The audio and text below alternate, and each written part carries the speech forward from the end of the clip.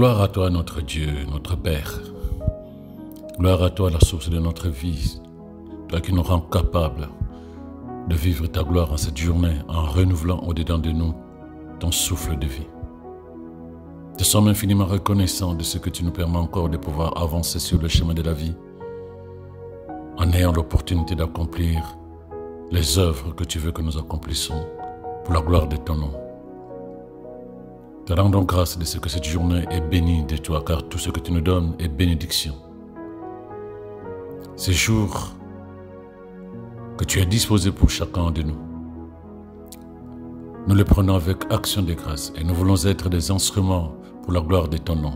Voilà pourquoi nous nous approchons de ta parole, afin qu'elle soit notre lampe, elle soit notre lumière alors que nous allons marcher, opérer, agir durant toute cette journée.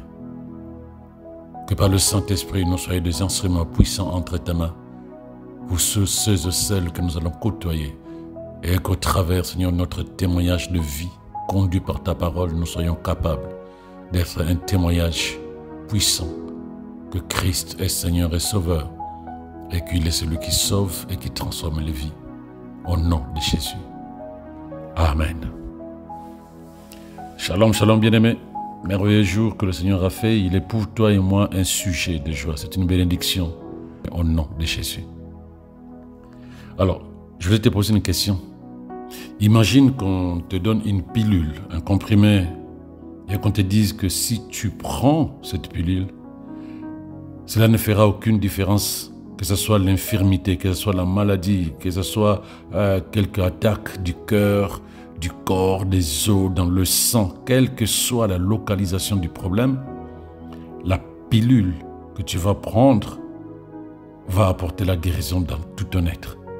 Quels que soient les problèmes, cette pilule va faire son effet. Tu as mal à la tête, elle guérit.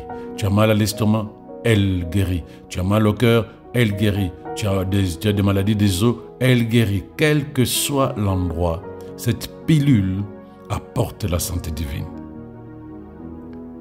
Qu'est-ce qui va être ta réponse? Quelle sera ta réponse? Moi, je suis sûr que tu n'hésiteras pas à passer une commande pour qu'on t'apporte cette pilule immédiatement. Même si tu n'as pas l'argent, je suis convaincu que tu vas emprunter pour que tu aies cette pilule qui est à même de t'apporter la solution dans tout ton être. Et je suis même sûr que tu es capable aussi d'en commander à l'excès au cas où certaines maladies revenaient dans ton corps. Mais sais-tu que ça existe, cette pilule? Si ça existe, c'est la parole de Dieu. Où que tu sois, quoi que tu aies comme souci, problème, challenge, défi, situation, maladie, la parole de Dieu, c'est une pilule qui t'apporte la vie de Dieu, qui t'apporte la santé, la guérison, qui t'apporte la transformation, la libération, la délivrance, qui t'apporte la paix dans le cœur, la joie dans l'âme. C'est la parole de Dieu. Pilule passe-partout. Mais ça, il faut déjà le discerner. De lorsque tu es conscient que la parole peut apporter la vie de Dieu dans tout ce qui était dégradé, qui était mort, tu vas t'empresser à commander ce comprimé. Tu vas t'empresser à te munir de cette pilule où que tu sois. Au cas où quelque chose arrivait, tu sais qu'il te suffit d'un seul comprimé et la chose change. Il y avait une histoire dans la Bible. Jésus est en train de converser avec des pharisiens, des sadducéens, des scribes. Et les disciples n'étaient pas là parce que les disciples étaient occupés quelque part. Je vais t'expliquer ce qui s'est passé. Donc la Bible dit que lorsque Jésus a terminé avec les scribes, il revint vers les disciples. Parce que les disciples étaient en mode délivrance. On leur a apporté un enfant qui avait des problèmes démoniaques. Donc Jésus revient là où étaient les disciples. Il voit une grande foule qui entourait ses disciples. Et puis des personnes, des interprètes de loi qu'on les appelle, discutaient avec les disciples. Donc les interprètes de la loi essayaient de comprendre ce que faisaient les disciples ou bien essayaient de comprendre ce qui s'est passé. Et Jésus arrive, il trouve les disciples entourés par une foule. Et donc quand les gens ont vu Jésus venir, tout le monde était surpris, étonné. Et tout le monde s'est précipité vers lui pour le saluer. Il a demandé à la foule, de quoi êtes-vous en train de discuter avec mes disciples? Donc quelqu'un de la foule lui répond, oh Seigneur, je t'ai amené mon fils. Il est sous l'emprise d'un esprit qui le rend muet. N'importe où, quand cet esprit s'empare de lui, il les jette par terre et de la salive sort de sa bouche qui grince, l'enfant grince dedans. Tout son corps devient raide. Alors, écoute bien, j'ai demandé à tes disciples de chasser ces mauvais esprits, mais ils n'ont pas pu le faire. Voilà le compte rendu qu'on fait à Jésus. Donc les disciples, pendant que Jésus conversait avec les scribes et les pharisiens de l'autre côté, le disciple était en mode délivrance. Mais ça ne marchait pas. Donc dès le moment où, dès que Jésus est revenu, qu'est-ce que le Père a fait? Mieux vaut que je voie directement avec lui-même. Mais qu'est-ce que Jésus a répondu quand le monsieur lui a parlé de ça? Parce que le monsieur lui a dit, j'ai demandé à tes disciples de chasser ce mauvais esprit, ils n'ont pas pu le faire. Et Jésus s'adresse aux disciples et leur dit, race d'incrédules, combien de temps est-ce que je vais encore de rester avec vous? Combien de temps dois-je encore rester avec vous? Jusqu'à quand est-ce que je devais encore vous supporter? Deux choses qu'il leur a dit. Je vais rester avec vous pendant combien de temps? Parce qu'on reste avec quelqu'un qui n'est pas capable de s'en sortir seul. Comme un enfant. Jésus leur dit, combien de temps dois-je rester avec vous? Parce que vous vous comportez comme des enfants. Vous n'êtes pas capable d'être autonome. Vous êtes dépendant de moi. Et oui, il leur a fait la remarque. Ce n'est pas un plaisir de continuer à faire des choses à votre place. Ce n'est pas un plaisir, ça me frustre, ça m'énerve, ça me met en colère, moi Jésus. Parce qu'il les a pratiquement grondés, race d'incrédules. Tu dis ça dans une église et toute l'église est vide. Le pasteur nous a insultés d'incrédules. Mais eux, ils étaient là. Et il ajoute encore, jusqu'à quand devrais-je vous supporter? Parce que celui qui n'a pas l'autonomie, il est comme un handicapé qu'on doit transporter tous les jours. Il est comme un aveugle à qui on doit prendre la main pour lui montrer le chemin. Parce qu'il est incapable de s'en sortir seul. Donc il faut que quelqu'un reste avec lui. Et Jésus dit, moi, mais vous attendez quoi? Que je reste avec vous jusqu'à quand? Et il leur dit encore, mais vous êtes incrédules. Pour la simple raison que je dois continuer à vous supporter dans votre incrédulité, dans votre manque d'efficacité, de productivité. Donc il n'était pas content. Donc il a grondé les disciples qui n'ont pas pu faire quelque chose. Donc le Père était déjà presque découragé. Il dit, si tu peux faire quelque chose, viens à notre aide. Et voilà, la réponse de Jésus est merveilleuse. Il dit, si tu peux. Il n'a pas dit, si je peux. Non, la Bible dit, si tu peux. Répliqua Jésus, tout est possible à celui qui croit. Il n'a pas dit, si je peux. Parce que le monsieur lui a posé la question, si tu peux faire quelque chose. Donc si c'était pour répondre à la question de ce monsieur, de cet homme, Jésus devait dire, si je peux. Puisqu'on lui a dit si tu peux. Mais non, il n'a pas dit si je peux. Non, il a dit si tu peux. Tout est possible à celui qui croit. Et l'homme dira, Seigneur, je crois, mais aide-moi, ma foi est faible. Donc si je prends cette réponse de Jésus, si tu peux, répliqua Jésus, tout est possible à celui qui croit. Cela signifie que le disciple qui n'ont pas pu chasser le démon, il leur manquait quelque chose, la foi. Puisque Jésus dit tout est possible à celui qui croit. S'ils n'étaient pas capables, eux, de chasser le démon, c'est que leur foi était faible, leur foi était petite, ou simplement il manquait de foi. Donc je suis dans la bouche de Jésus là. Parce que quand Jésus a parlé à l'esprit impur, il l'a menacé et l'esprit est sorti. L'esprit qui rendait muet est sorti. Il a ordonné, il a dit, je t'ordonne, sors de cet enfant et ne rentre plus jamais en lui. Il a ordonné, il a parlé. La Bible dit que l'esprit s'en alla. Donc il dit, si tu peux, tout est possible à celui qui croit. Le mot croire tel qu'il est utilisé ici, c'est du même mot que la foi. Seulement, c'est la forme verbale. Donc, foi est le nom et croire est le verbe de la foi. Donc, cela signifie, si tu dois le prendre librement, cette phrase de Jésus, tout est possible à celui qui croit, signifie tout est possible à celui qui a la foi. Tout est possible à celui qui a la foi. Donc, toi et moi, on n'a pas d'excuses. Parce que Jésus nous dit, tout est possible à celui qui a la foi. Et s'il nous parlait, toi et moi, il est en face de nous, il va nous dire, tout vous est possible puisque vous avez la foi. Et donc du coup là, on va se regarder en disant, ok, le Maître a parlé, le Seigneur a parlé. Cela signifie qu'il a dit la vérité. Tout nous est possible parce que nous avons la foi. Oui, nous avons la foi par le Saint-Esprit. Nous avons la foi par le Saint-Esprit qui est au-dedans de nous. La Bible l'a dit. La parole de Dieu nous a confirmé cela. Que lorsque l'Esprit est venu vers nous, il nous a apporté la foi. Galates 5, 22. Tout est possible donc à celui qui a la foi. À n'importe quelle personne qui a la foi. Quand tu prends cette histoire à partir du verset 21, ça le rend encore plus vrai. Parce que Jésus n'a pas dit beaucoup de choses sont possibles si tu as la foi. Non, il n'a pas dit ça. Il a dit tout, T-O-U-T, est possible quand tu as la foi. Et toi et moi, encore une fois, nous avons la foi. Il faut la développer.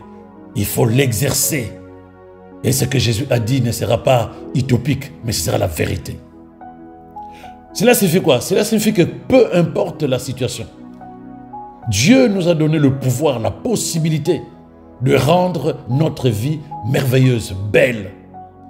Nous pouvons faire n'importe quoi, changer tout ce qui est contraire à la volonté de Dieu.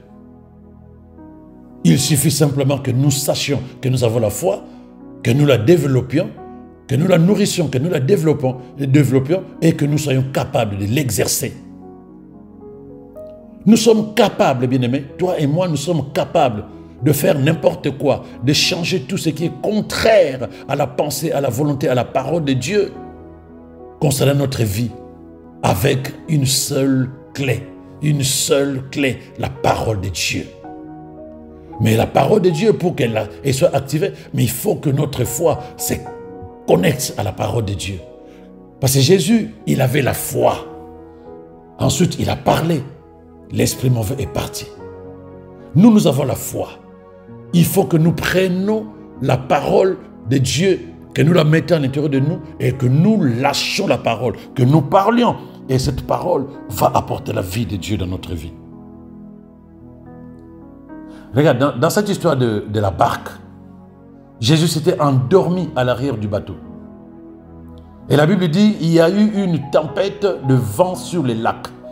Ils étaient remplis d'eau et ils étaient en danger. Ils étaient en danger. Quand les disciples coururent vers lui en désespoir de cause, parce qu'ils ont essayé par eux-mêmes, ça n'a pas marché, et ils ont dit à Jésus, Maître, Maître, nous périssons. Donc, vision déjà de la mort, vision que rien ne marchera. On a essayé avec nos biceps, avec notre connaissance, ça n'a pas fonctionné. Mais quand Jésus a fini par gronder la tempête qui faisait rage et qui s'est calmée à la parole de Jésus, il s'est tourné vers eux. Il leur a dit, où est votre foi? Où est votre foi? Cela signifie quoi?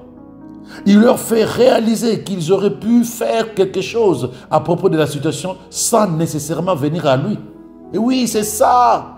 Où est votre foi? Moi, je dormais. Pourquoi vous n'avez pas agi? Pourquoi vous n'avez pas agi? Moi, je dormais. Où est votre foi? Parce que vous pouvez bien régler cette situation sans nécessairement venir vers moi. Vous avez la foi, vous dites à la tempête, lâche prise, calme-toi.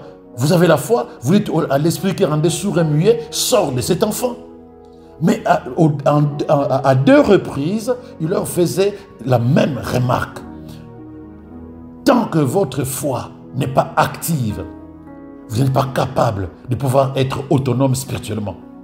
Changer les circonstances, libérer votre vie, la rendre meilleure. Dans Matthieu 17, verset 20, il dit, en vérité, je vous le dis, si vous avez la foi comme une graine de moutarde, Dans d'autres traductions, on dit une graine de sénévé. Vous direz à cette montagne, transporte-toi d'ici là et elle se transportera. Écoute bien la phrase qui suit. Rien ne vous sera impossible. Ce n'est pas rien n'est impossible. Non, rien ne vous sera impossible. La condition c'est quoi? Juste une foi grosse comme une graine de moutarde.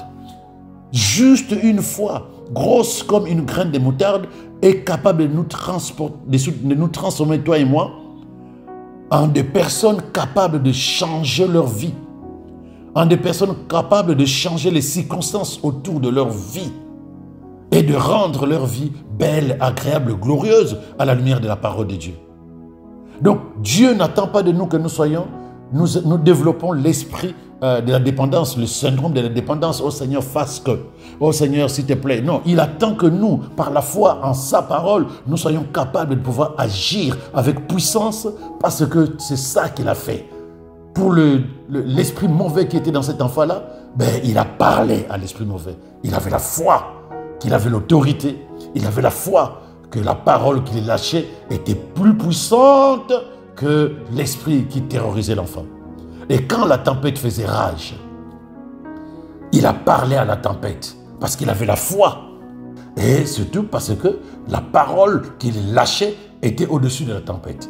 Toute la parole de Dieu est au-dessus de toutes les situations. Aucune situation dans nos vies, dans ta vie, dans la mienne, n'est au-dessus de la parole de Dieu. Donc si nous sommes convaincus, si nous sommes conscients, si nous avons la foi de cette vérité et que nous l'activons et que nous croyons et que nous parlons, nous sommes capables de bouleverser les choses autour de nous. Avec la foi, bien-aimé, tu es capable de réaliser et avoir n'importe quoi. Tu peux tracer le cours de ta vie et t'aligner sur la volonté et le plan de Dieu te concernant. Peu importe ce qui s'est passé ou qui se passe aujourd'hui concernant tes finances, concernant ton travail, concernant ta santé, concernant ta famille, ton couple, ton mariage, tout ce que tu veux, n'importe quel domaine de ta vie. Si tu réalises ce que Jésus a reproché aux disciples et que tu réalises finalement que ce qu'il demandait aux disciples, toi tu l'as, il te reste une seule chose. Ne plus t'inquiéter et agir. Ne plus t'inquiéter. Ne plus courir en demandant de l'aide à Jésus, en demandant de l'aide à un pasteur, à un frère, à une sœur. Non. Le monde spirituel attend que tu te manifestes en tant qu'enfant de Dieu. Agis comme Jésus l'a agi. Répare tout ce qui était cassé. Arrange, construis les choses conformément à la volonté parfaite de Dieu avec la parole que tu lâches, que tu confesses, que tu proclames, que tu déclares, que tu affirmes avec foi. C'est possible. Quand il dit où est votre foi aux disciples alors qu'eux ils ont peur, ils commencent à dire nous allons périr. Il dit où est votre foi? En d'autres termes, il leur dit pourquoi n'avez-vous pas utilisé votre clé pour ouvrir et prendre la parole qui calme la tempête? Parce que Jésus n'a fait que parler, mais avec sa foi. Et nous devons aussi parler avec la même foi que Jésus avait. Et oui, on n'a pas le choix, bien-aimés. Et on ne peut pas se donner encore des excuses. On n'a pas le choix et on ne peut pas continuer à se donner des excuses. Il dit pourquoi vous n'avez pas utilisé votre foi pour parler à la tempête au lieu de venir me réveiller? Oui. Il leur dit pourquoi vous n'avez pas utilisé la foi. Il leur fait réaliser qu'ils auraient pu le faire sans forcément aller vers lui. Où est votre foi? C'est comme si quelqu'un qui est devant la porte, qui tape, et il attend que la personne qui est à l'intérieur lui ouvre la porte. Et quand la personne va lui ouvrir la porte, il dit oh, mais où est ta clé? Au lieu de me réveiller, moi je dormais. Où est ta clé? Tu aurais pu ouvrir la porte et rentrer. Ah, je ne savais pas que c'était pour ça. Mais si, la foi, c'est pour que quand tu prends la parole, tu mets ta foi et tu changes les circonstances dans ta vie. La foi, c'est ça. C'est la clé connectée à la parole de Dieu qui te permet de pouvoir changer l'histoire de ta vie selon la pensée et la gloire de Dieu. La situation dans laquelle tu es confronté aujourd'hui n'est pas à la hauteur de ta foi. Parce que ta foi est spirituelle, elle vient de Dieu. Donc ne pense pas que les montagnes de ce monde sont au-dessus de ta foi. Ça, c'est l'ennemi qui peut te faire croire ça. Oh, merci Saint-Esprit, je prends moi-même. Il n'y a aucune situation qui est au-dessus de ta foi, parce que la foi vient de Dieu. La foi, c'est le Saint-Esprit. Donc il faut déjà que tu arrives à atténuer, à réduire la hauteur avec laquelle tu vois les problèmes de ta vie. Ta foi est au-dessus de ces problèmes. Change le scénario de ta façon de parler. Change le scénario de ta façon de penser. Et parle à la lumière de la parole de Dieu. Parle et continue à parler. Tu verras sûrement le changement que tu désires. Parce que Jésus a dit, tu auras ce que tu dis. Tu auras ce que tu dis. Tu auras ce que tu dis. Ne cesse pas de parler. Ne cesse pas de dire la vérité. Ne cesse pas d'exercer ta foi en parlant comme Dieu parle. En parlant comme la Bible, comme la parole de Dieu dit que tu es ou que tu as. Ne cesse pas de parler. La nouvelle création, c'est ça. Je ne cesse de dire ça, en tout cas pour ceux du refuge. Je ne cesse de dire la parole proclamée. C'est la puissance de Dieu que tu lâches comme Jésus le faisait. Parce qu'aujourd'hui, les gens, ils prient. Mais il n'y a pas cette conscience que je dois lâcher la parole parce que Dieu veille sur sa parole pour l'accomplir. Donc moi, je ne vais pas raconter ma vie en priant. Non, j'ordonne. Je commande parce que je sais qui je suis. Identité en Christ, j'ai la nature divine, mais je suis enfant de Dieu. J'ai l'autorité de Christ en moi. J'ai l'autorité de Dieu en moi par le Saint-Esprit. Et le Père en moi agit. De lorsque le Père en moi agit, mon discours, c'est celui du Père. Mes paroles, c'est celles du Père. Quand Jésus dit « j'ordonne », ce n'est pas le Fils de Marie qui ordonnait. Non, bien-aimé. C'est le Père en lui, uni, totalement en fusion dans sa manière de croire. J'ordonne, moi le créateur de l'univers. C'est l'Esprit en toi, bien-aimé. C'est pas toi. Il faut changer ta manière de voir les choses. Oh Seigneur, merci Saint-Esprit. Merci. Je vais lever la voix, nous allons prier ensemble. Tu vas répéter ceci après moi. Seigneur, je suis reconnaissant pour ta parole. Je la mets dans mon cœur afin qu'elle soit aussi dans ma bouche. J'introduis le genre de vie et d'environnement que je désire parce que tu m'as donné la parole qui crée et la parole qui est ma vie. Je sais qui je suis en Christ Jésus. Je sais que tu es en moi, toi la source de toute vie. Voilà pourquoi, au nom de Jésus, j'ordonne et façonne ma vie et mon monde pour qu'ils se synchronisent avec ta volonté parfaite. Seigneur mon Dieu, mon Père, Seigneur ma source. Toute chose concourt à mon bien, je le sais, je l'affirme, et que quelle que soit la situation dans laquelle je suis, quels que soient les problèmes qui peuvent prévaloir dans ma vie, je sais que cela est passager. Je sais que ce n'est pas ma vie. Je suis puissant et ma foi est au-dessus de toutes les situations, de tous les problèmes qui peuvent prévaloir dans ma vie. Je suis productif car ma foi est fondée dans la parole parfaite de Dieu. En Christ, j'ai vaincu le monde. En Christ, j'ai vaincu tous les systèmes. Ma foi est forte. Ma foi est efficace pour un succès continu. Je marche dans les victoires et les triomphes de manière permanente. À l'intérieur de moi, l'assurance, l'audace domine et règne car l'esprit en moi est l'esprit d'audace et non pas de timidité. J'accepte, je le déclare, je l'affirme, je le proclame avec foi que rien ne m'est impossible. Ma vie est constamment encadrée par la parole de Dieu. Et ce qui s'est traduit par des louanges et non pas des craintes. Une vie de gloire et non pas d'échec. Je marche dans la connaissance parfaite de ce que Dieu dit que je suis. Et chaque jour, je proclame que ma vie est identique à la parole de Dieu.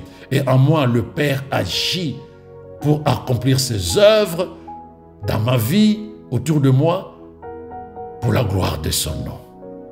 Je le sais, je le crois. je le déclare avec foi. La parole est ma vie. Voilà pourquoi je déclare que le bonheur et la grâce m'accompagnent en ce jour, car je demeure dans la parole de mon Dieu, et ma vie est telle et sa parole, et ma foi est telle et sa parole. Au nom de Jésus. Amen. Sois en paix, bien-aimé. Tu as ce qu'il faut pour changer l'histoire de ta vie.